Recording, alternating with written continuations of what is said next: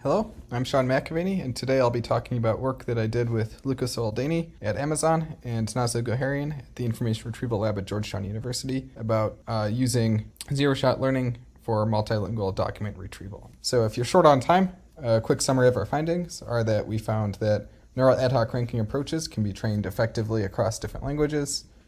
We found that contextualized language models that are pre-trained on multiple natural languages can be fine-tuned on English relevance samples effectively, using no training data from the target language.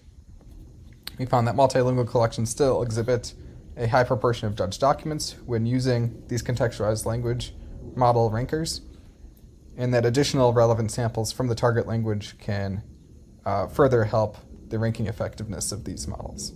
So in English, we have a wide variety and quantity of data for training and evaluating ad hoc search systems. We have deep data sets with very few queries, but many relevance judgments per query, like freq robust. We have wide data sets that have many queries, but few relevant judgments per query, like MS Marco.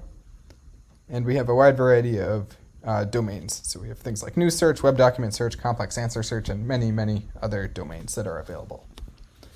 The same isn't true for other languages. So here I have the top 10 languages spoken across the world. And we see that the amount of resources that we have in these languages, the amount of publicly available resources, I should say, quickly drops off by language.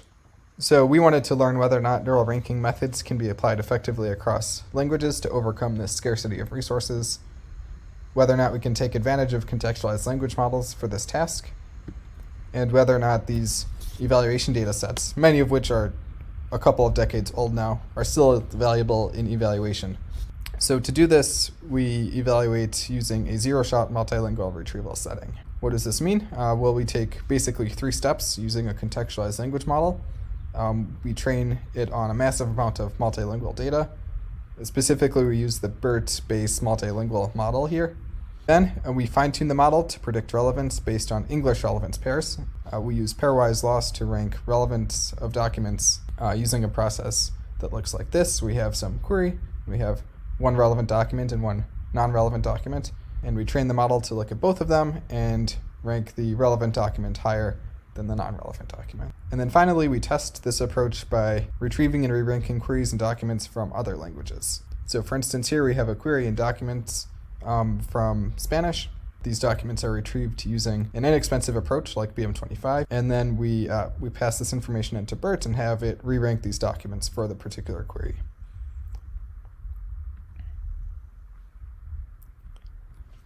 So a few more details on our experimental setup. We train on the freq robust 2004 dataset, which consists of approximately 250 queries, but over 300,000 relevance judgments, and test on 3 languages, Spanish, Chinese Mandarin, and Arabic, across 6 different collections, so 2 for each language.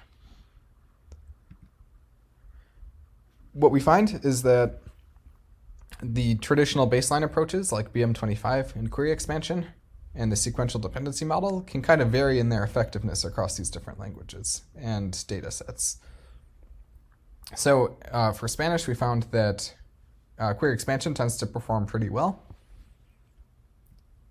We also compared to other baseline neural approaches like PACRR and KNRM. These models are trained on multilingual word embeddings.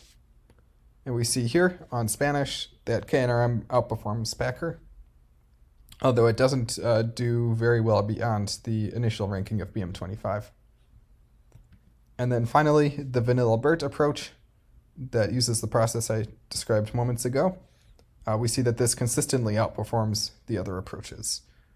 And we see this trend is true not just for NDCG, but other measures like precision at 20. And we see that this also holds across different languages. So like Mandarin and Arabic, we see similar trends. Remember that this is the exact same model trained only on English, being able to rank effectively across all these different languages and data sets, which I think is pretty impressive.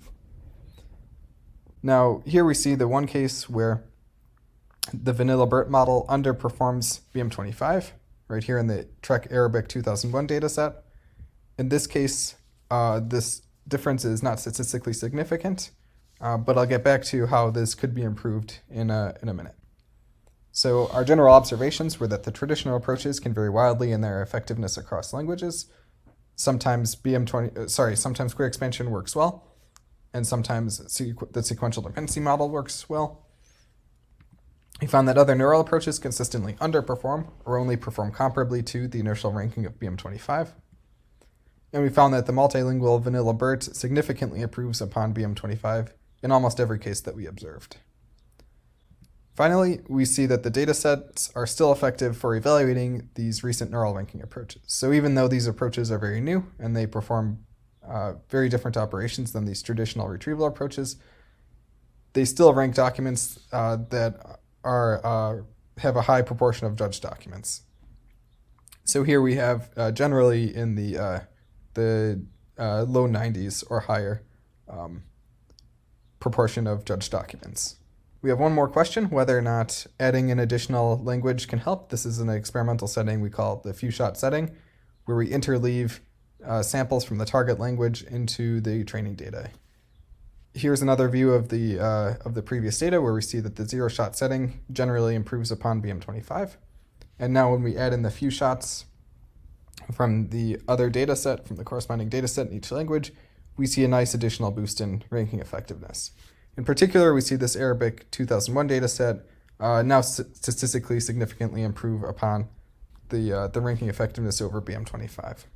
So in summary, we found that neural ad hoc ranking approaches can be trained effectively across languages, particularly when using contextualized language models, that these multilingual collections still exhibit a high proportion of judged documents, and that additional relevant samples in the target language can further help ranking effectiveness. If you have any questions, feel free to reach out to me. My contact information is up here. Thank you.